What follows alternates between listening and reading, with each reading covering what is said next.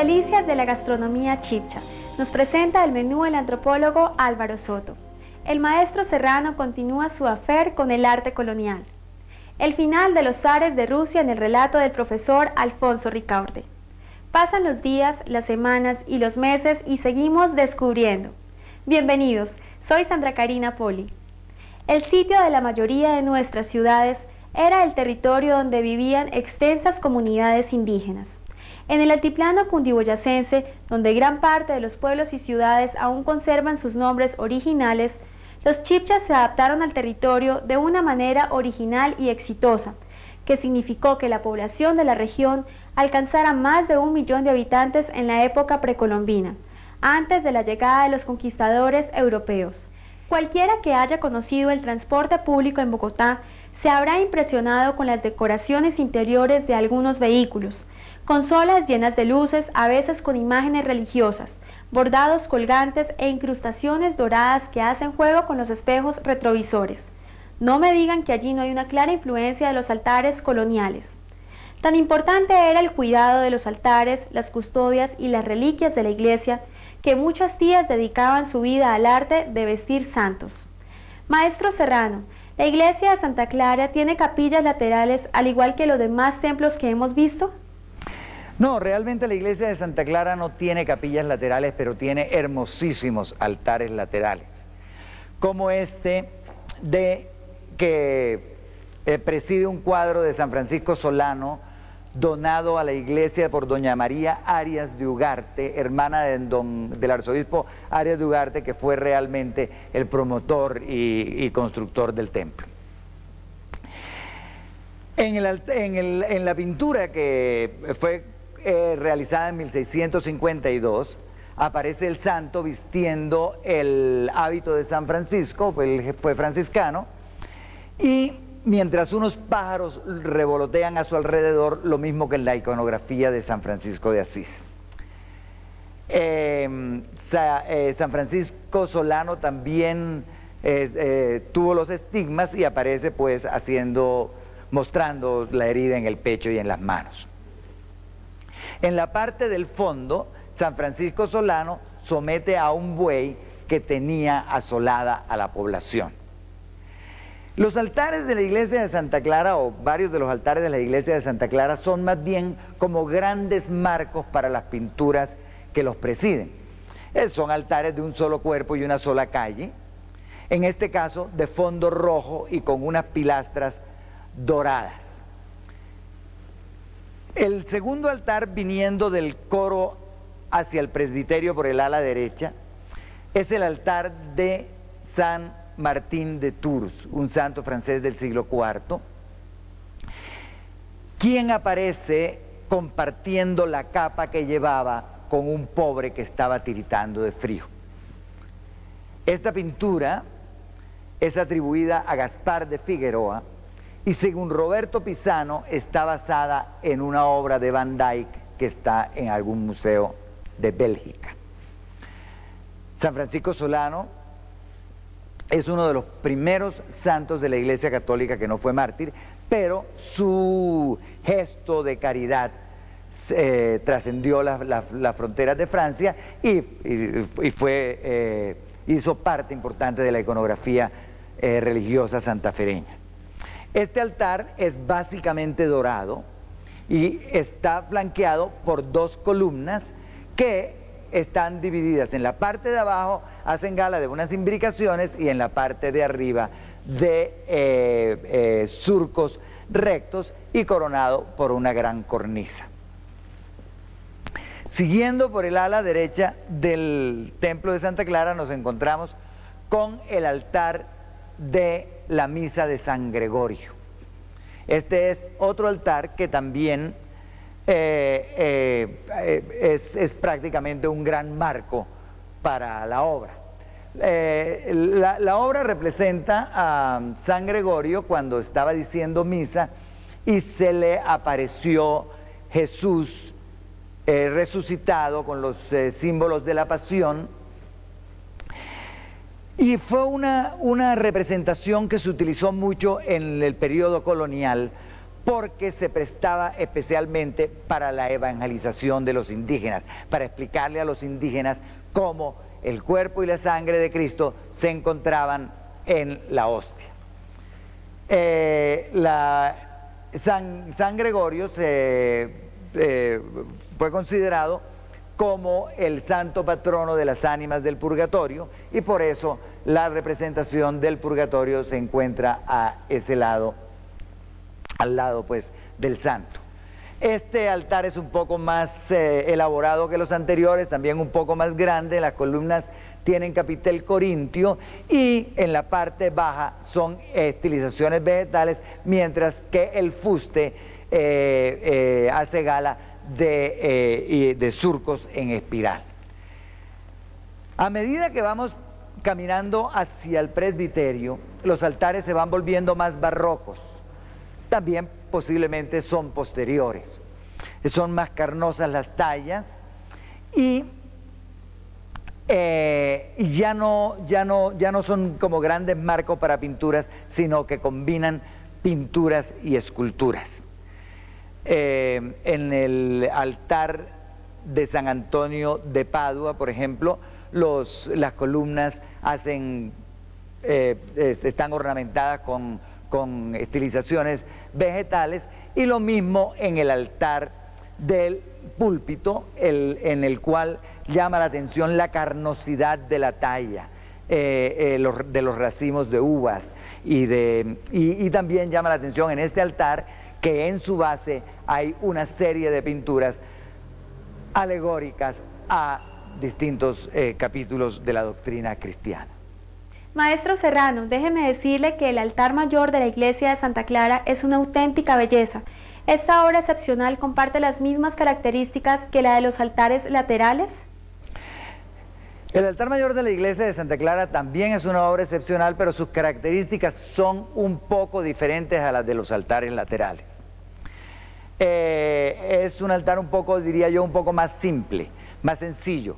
Tiene, sin embargo, 3 cuerpos y 5 calles, como es usual en los altares coloniales, las calles divididas por columnas sencillas y los cuerpos divididos por frisos con guirnaldas, en algunos de los cuales aparecen caras de querubines. En cada una de las hornacinas del altar aparece una talla en madera.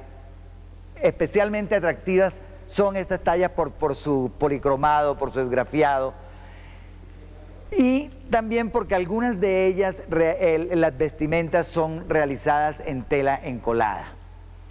En la parte de arriba aparece el crucifijo flanqueado por San Juan y María Magdalena.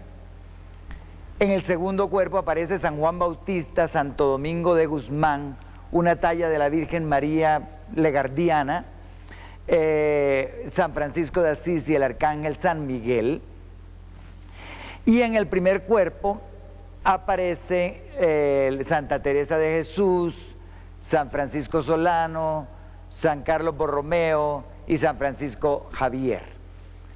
Todas las esculturas son realmente piezas muy discientes, digamos, de los talleres santafereños y quiteños durante el periodo colonial. El tabernáculo, especialmente barroco, es un poco posterior, diría yo, que del siglo XVIII. Iván el Terrible era un zar de Rusia, y Rusia se liberó de los zares solo para caer años más tarde bajo el dominio de Stalin, quien seguramente tendrá un espacio especial en alguno de nuestros futuros programas. Basta decir que Stalin fue más terrible de lo que jamás soñó ser Iván el Terrible. ¿Qué es lo que nos gusta de los rusos? El vodka nos parece delicioso, las balalaicas nos suenan estupendo, y la Catedral de San Basilio en la Plaza Roja de Moscú nos parece una de las iglesias más originales y hermosas del mundo. Conozcamos más acerca del país más grande del planeta. Profesor Ricaurte, ¿cómo era Rusia bajo la dinastía de los Romanov y más concretamente de Nicolás II? Bueno, la familia Romanov había tomado el poder en Rusia después de una serie de acontecimientos revolucionarios que se habían producido a principios del siglo XVII. Después de unos extraños sucesos que llevaron inclusive no solamente a la literatura, sino inclusive a la música, porque hay una ópera muy famosa llamada Boris Godunov, después de unos extraños sucesos en las cuales una serie de nobles, de boyardos rusos, Boris Godunov, el falso Iván, etcétera, se disputaron la corona. Finalmente el trono, la corona de Rusia, en 1613 fue tomada por un monje, el monje Filareto, y él va a ser el primero de los Romanov. Esa familia Romanov va a gobernar a Rusia de 1613 a 1917, y desde luego va a contar dentro de sus miembros, en 304 años pues hubo muchos de ellos, va a contar entre sus miembros a personajes tan importantes como Pedro el Grande. Pedro Romanov, apodado el Grande, zar de Rusia, inició un proceso de europeización, de occidentalización de Rusia, que naturalmente no fue sino relativo, pero que sí logró convertir a lo que había sido un país asiático y bárbaro en una potencia báltica y posteriormente en una gran potencia europea. La verdad es que Rusia, a partir de la batalla de Poltava a comienzos del siglo XVIII, será una gran potencia militar mundial, siglo XVIII, XIX, y lo es todavía hoy en día, siglo XX. Pero la dinastía de los Romanov en el siglo XIX se había enfrentado con el proceso liberal que estaba vigente en Europa, y naturalmente tenía representantes en Rusia. Y la lucha entre la familia Romanov, entre la dinastía Romanov, que se negaba a aceptar la democratización o la liberalización del imperio ruso, y los intelectuales y, en fin, demás personas que pensaban que Rusia debía integrarse definitivamente a un proceso más moderno, va a llevar a que en el siglo XX, ya en 1905, hubo una revolución en Rusia, y que naturalmente la Rusia de Nicolás II, que va a ser el último de los Romanov, se encontraba en unas condiciones muy precarias, condiciones que realmente hacían pensar a los observadores extranjeros que la revolución en Rusia era inevitable y que en algún momento se daría. Por eso, en 1917, la revolución estalló y Nicolás fue destronado y posteriormente asesinado con su familia. Profesor Ricaurte, ¿a qué se debió la guerra ruso-japonesa de 1904 y cuáles fueron sus consecuencias? Pues bien, Japón era una nación que se había mantenido voluntariamente aislada del resto del mundo hasta 1854. El gobierno japonés había llegado inclusive a prohibir la fabricación de navíos de un cierto tonelaje, precisamente para impedir que los japoneses pudieran abandonar el archipiélago. De forma tal que el Japón se mantenía voluntariamente en una etapa medieval. Sin embargo, todo ello va a cambiar completa y radicalmente en el año de 1854, cuando el comodoro norteamericano Mateo Perry va a llegar al Japón con sus naves de guerra. El comodoro Perry, y como representante de los Estados Unidos, estaba buscando naturalmente mercados. Los Estados Unidos ya en el año de 1854 eran un país bastante avanzado industrialmente. De forma tal que el comodoro Perry va a obligar a los japoneses a abrirse al mundo. Los japoneses muy inteligentemente entendieron que no estaban en posición ni económica, ni industrial, ni tecnológica de rechazar a una potencia moderna como eran los Estados Unidos. Y entonces ellos van, en lugar de oponerse, van a cambiar radical y completamente todas sus estructuras. El sistema feudal que había regido en el Japón hasta ese momento fue acabado por el emperador Mutsuhito, quien asumió el poder e inició la modernización del Japón. Esta modernización realmente tuvo efecto y en un lapso relativamente corto de tiempo los japoneses ascendieron de potencia medieval o de estado medieval a estado y potencia industrial. Así las cosas, en 1900, iniciando el siglo XX, el Japón era ya un país en plena revolución industrial. Y naturalmente necesitaban ampliar su comercio, lo mismo que los países occidentales, y ello hizo que se convirtieran en una nación imperialista. La forma natural y normal de expandirse, la forma geopolítica de expandirse, lo natural era la China, y dentro de la China, Manchuria. Pero la China de la época, que era un estado débil, que no podía mantener el control de la nación y que evidentemente se encontraba dominado prácticamente por las potencias europeas, no había podido impedir que los rusos instalaran una base naval en Manchuria, en Puerto Arturo. Los japoneses bombardearán la base naval de Puerto Arturo, ello iniciará la guerra ruso-japonesa y este será un gran triunfo para el Japón. Nada produce más miedo que la ignorancia. Soy Sandra Karina Poli. Ha sido un placer compartir este momento con ustedes y los invito para una próxima ocasión en que estaremos nuevamente descubriendo.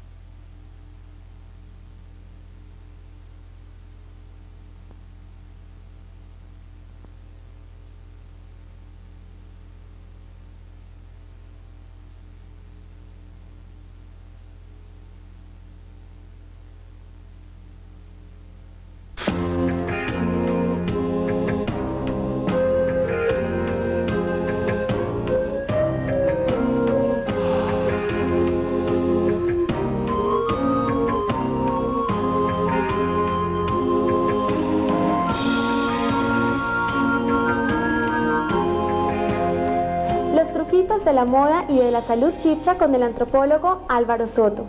El maestro Eduardo Serrano no se cansa de mostrar la belleza de nuestro arte colonial. Los europeos, qué tipos tan dominantes.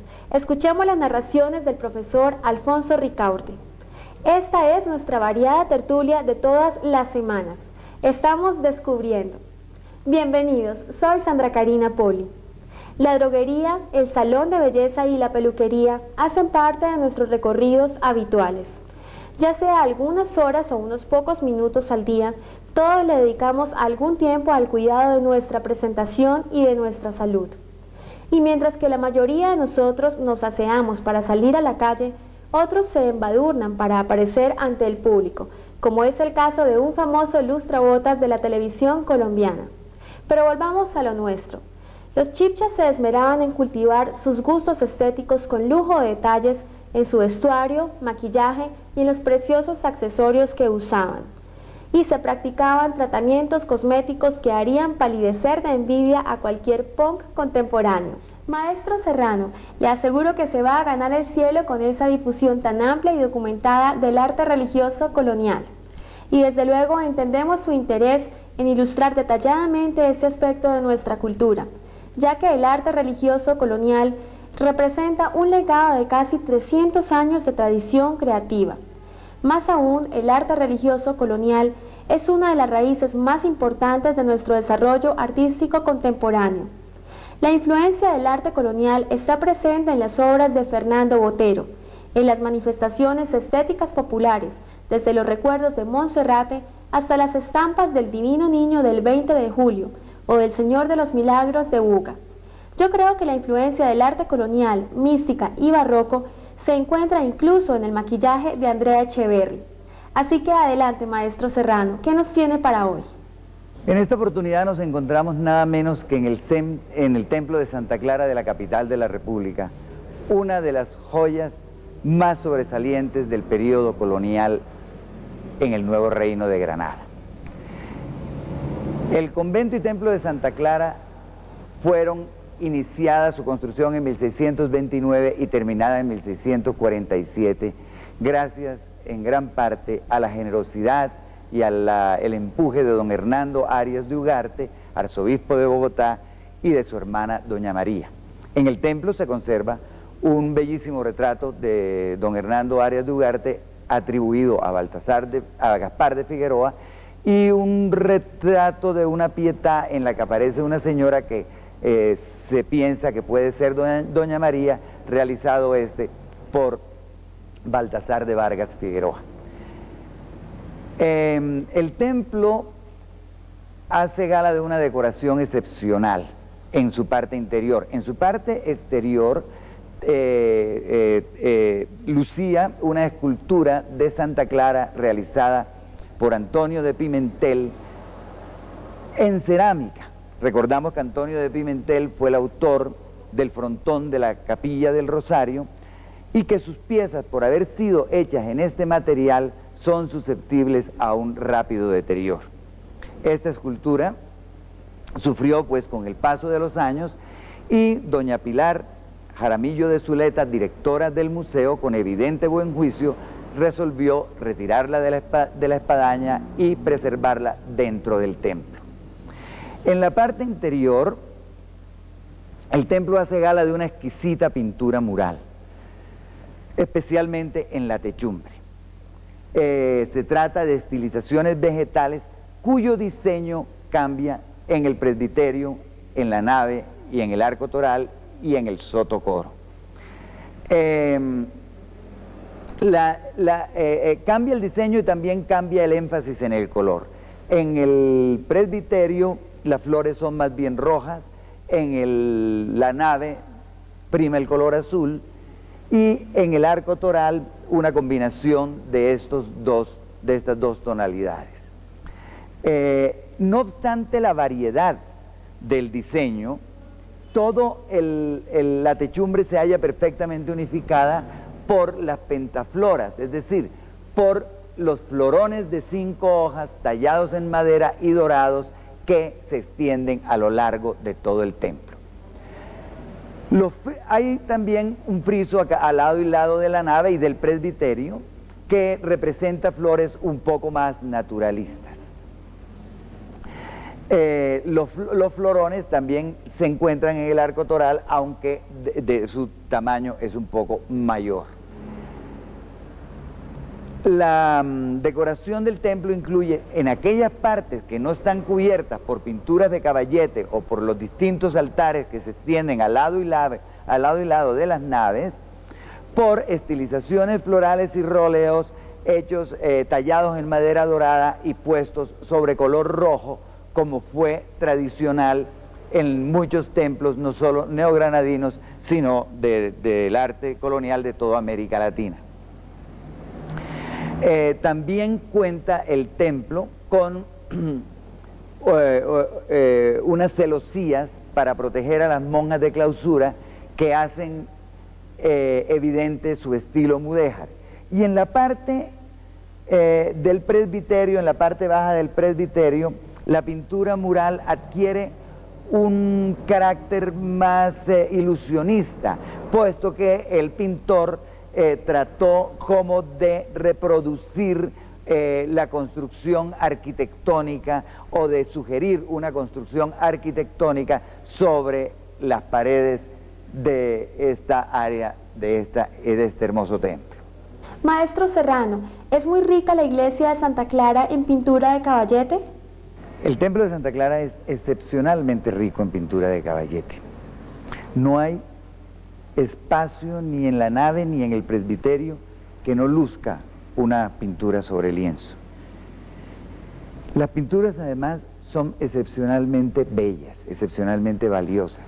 Son realizadas por Gregorio Vázquez de Arce y Ceballo, por los Figueroa, por lo menos Gaspar y Baltasar de Vargas, por Agustín Zorro de Useche, es decir, por los principales talleres de pintura santafereños. Llama la atención, sin embargo, que estas pinturas no hubieran hecho parte de un programa unificado, como sí sucedió en el templo de Santa Clara en Tunja. Por los motivos que representan, por las devociones que representan y por los tamaños de los cuadros, parece ser más bien que hubieran sido ubicados a medida que iban siendo donados o que iban llegando al templo, que no hubiera habido ningún tipo de requerimiento específico por parte de las monjas que habitaban el convento. En la única parte donde sí, evidentemente, conforman un conjunto muy claro, es en la parte superior del presbiterio, donde aparecen algunos santos de comunidades religiosas, pero sobre todo las representaciones de ángeles como conformando un coro celestial arriba, cerca al cielo. Los ángeles hacen todos, la inmensa mayoría yo diría que son de la misma mano, puesto que hacen, lucen las mismas características, con los vestidos al viento y con unos movimientos muy graciosos. La pintura de Caballete del templo de Santa Clara no solamente representa devociones, sino que también cuenta con algunos retratos que, como es sabido, no son muy comunes en la pintura del periodo colonial. Por hoy este programa ha llegado a su fin, pero la aventura del conocimiento, esa no termina nunca. Soy Sandra Karina Poli, ha sido un placer compartir este momento con ustedes y los invito para una próxima ocasión en que estaremos nuevamente descubriendo.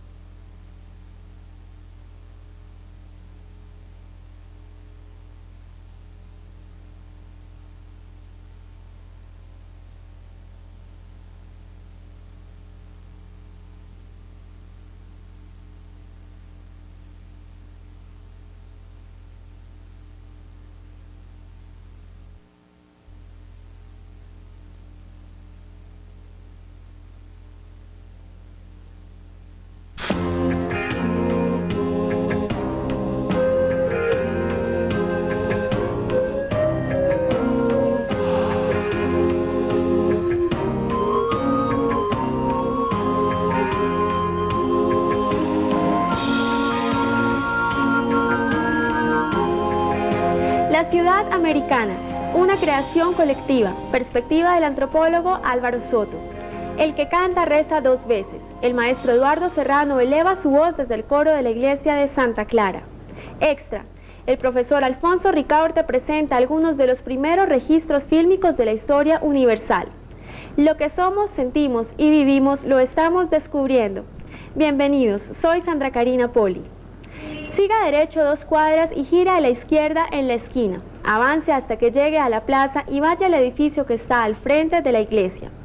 Este tipo de referencias son comunes en cualquier ciudad nacida de la tradición hispana en América. Pero ¿fue este el tipo de ciudad que encontraron los europeos cuando llegaron al Nuevo Mundo? ¿Cómo eran los grandes conglomerados humanos que sorprendieron a los conquistadores después del descubrimiento? El concepto de calle, manzana, cuadra o plaza son autóctonos o son importados. El canto es una forma de expresión común en todas las religiones, y en la religión católica el canto era, como lo es hoy, una manifestación espiritual muy importante en la misa y en otras celebraciones. Por eso las iglesias cuentan con un sitio especial para acomodar a los músicos. Este lugar es el coro, un entrepiso ubicado a media altura sobre la entrada de la iglesia, de manera que los fieles quedan frente al sacerdote y con el respaldo de la música que acompaña sus oraciones. El coro es un palco, un gran balcón dotado en ocasiones de un órgano que, junto a las voces, instrumentos y campanas, integran el paisaje sonoro que le da realce a las ceremonias religiosas. Detengámonos en los aspectos visuales de la experiencia estética de los templos católicos. Después de recorrer la nave y el presbiterio, el maestro Eduardo Serrano nos invita a conocer los secretos de la iglesia de Santa Clara. Maestro, en este lugar también podemos apreciar muestras de pintura mural. La techumbre del coro de la iglesia de Santa Clara en Bogotá hace gala de una pintura mural excepcional, sin igual entre la pintura mural del Nuevo Reino de Granada. El coro, como es sabido, es un lugar de especial importancia en la vida de las comunidades religiosas y en particular en la vida de las comunidades de clausura, puesto que aquí es donde asisten a los oficios religiosos y donde llevan a cabo algunas otras actividades importantísimas en su vida monacal. El coro de la iglesia de Santa Clara se diferencia, la pintura pues se diferencia fundamentalmente de la pintura del presbiterio y de la nave, en cuanto a que se trata de una pintura mucho más ingenua y muy posiblemente posterior para doña Pilar Jaramillo de Zuleta, directora del Museo de Santa Clara. Es una pintura realizada posiblemente en el siglo XVIII. Lo que sí es evidente es que fue por pintores totalmente diferentes, puesto que los del resto de la iglesia hacen gala de un entrenamiento mucho más evidente. Lo que es excepcional en el coro de la iglesia de Santa Clara es la representación de numerosos animales, es decir, de numerosos animales, la mayoría de ellos de origen americano. Doña Pilar Jaramillo de Zuleta escribió un espléndido libro única y exclusivamente dedicado a la pintura del coro de esta iglesia. La pintura, o decir, la decoración del coro se unifica con el resto del templo en cuanto a las pentafolias doradas, pero ya los motivos ornamentales sí son totalmente distintos, es decir, hay unas estilizaciones vegetales, algunos reóleos y sobre todo la representación de los animales que acabamos de mencionar. Entre estos animales figuran la cabra, el toro, el conejo, el perro, el armadillo, el gavilán, hay también una ave zancuda, un pato cuchara, una guacamaya y numerosas aves, todas ellas representadas desde un punto de vista diferente, algunas batiendo las alas, otras bebiendo, lo que da la idea de que el pintor sí observó detenidamente el comportamiento de estos animales para representarlo, a pesar de la ingenuidad con que están hechas las reproducciones. También en los mamíferos que aparecen se nota cierta observación a sus movimientos. Algunos de ellos, por ejemplo, aparecen saltando. También es evidente en esta pintura que no obedecían a un programa religioso determinado. Es decir, no se trata de una pintura de animales como la pintura de los murales tunjanos, donde evidentemente cada uno de estos animales estaba cargado de un simbolismo especial que unificaba toda la representación. Aquí se trata simplemente de un programa decorativo, lo que nos reafirma en la idea de que es en las artes decorativas donde los pintores neogranadinos involucraron primero el medio ambiente aledaño. Es muy posible que por tratarse de las monjas clarisas, es decir, de una comunidad franciscana, les interesara pues las representaciones de animales. Es bien sabido la devoción que San Francisco de Asís sentía por los animales. Maestro, además de la fauna, ¿qué otros elementos de la naturaleza se representaron en la pintura barroca neogranadina? Hay numerosas representaciones de la flora también en el coro alto de la iglesia de Santa Clara. No solamente se encuentran numerosos jarrones con flores, aunque no muy identificables en los muros del coro, sino que en las jambas, por ejemplo, de este nicho, se encuentran 2 cestos repletos, rebosantes de frutas tropicales. Los cestos, por el tipo de tejido que se representa, han sido tomados por algunos historiadores como de origen local. Lo que sí son definitivamente locales son las frutas que aparecen en ellos. Los bananos, la guanábana, las brevas, el aguacate. Llama la atención especialmente que el pintor no se contentó con darnos una imagen del exterior de estas frutas, sino que también nos presenta su interior. La guanábana deja ver su blanca carne, el aguacate permite ver su semilla. Y, como es lógico, no podía faltar la granada, emblema del nuevo reino de Granada, la cual, como hemos visto a lo largo de estos programas, se repite permanentemente, no solamente en las cornucopias y en los cestos, sino también inclusive como parte de los elementos abstractos decorativos. También es un detalle interesante el hecho de que este pájaro esté picoteando las uvas, porque recuerda por lo menos el capítulo de la pintura griega de Zeusis, en que un pájaro picoteaba las uvas porque creía que eran reales. Con el dibujo y la escritura empezó a registrarse la memoria humana. La fotografía, el cine y los medios electrónicos siguen acumulando datos sobre todos los temas imaginables. En el pasado, lo difícil era conseguir información.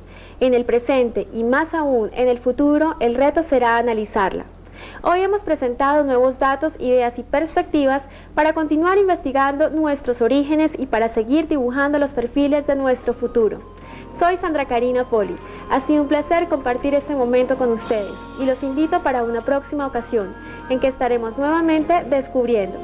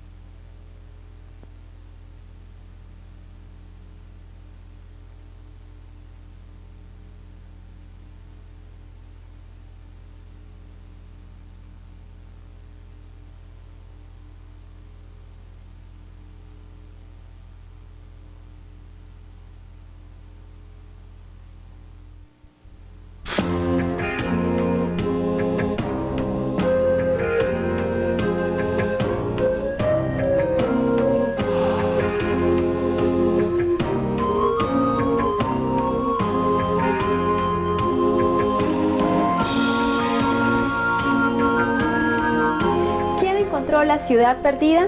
El antropólogo Álvaro Soto tiene la respuesta. Se le apareció la Virgen al maestro Eduardo Serrano. El hecho ocurrió en Monguí, Boyacá. El profesor Alfonso Ricaurte nos trae noticias de la realeza a principios del siglo XX. Quien quiera saber lo que está pasando en la vida, que se siente y ponga atención. Estamos descubriendo. Bienvenidos, soy Sandra Karina Poli. Hay sitios significativos, especiales, mágicos para los distintos pueblos y culturas alrededor del mundo. Lugares llenos de actividad e importancia que, por distintas circunstancias, desaparecieron.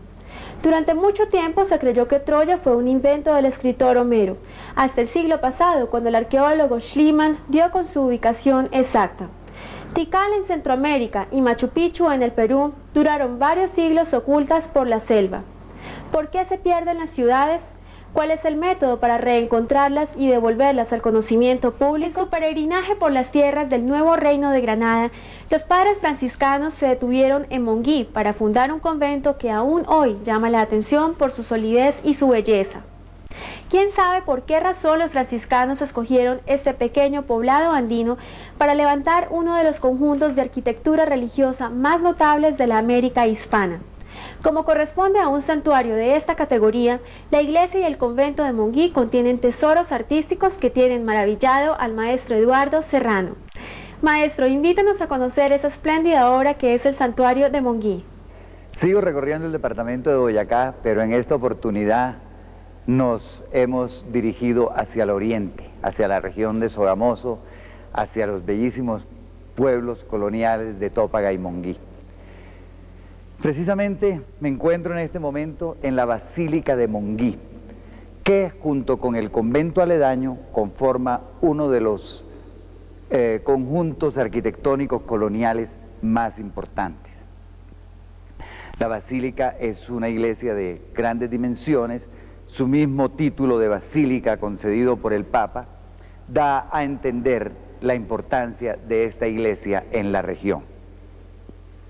La Basílica de Monguí es muy famosa en Colombia por su gran acervo de obras coloniales.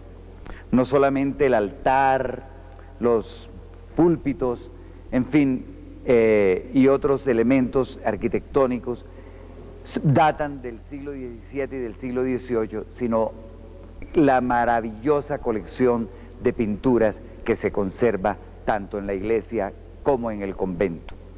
Las pinturas fueron hechas por Gregorio Vázquez de Arce y Ceballos, por Baltasar de Figueroa, Baltasar Vargas de Figueroa, por Antonio Acero de la Cruz, es decir, por todos los más importantes talleres coloniales neogranadinos.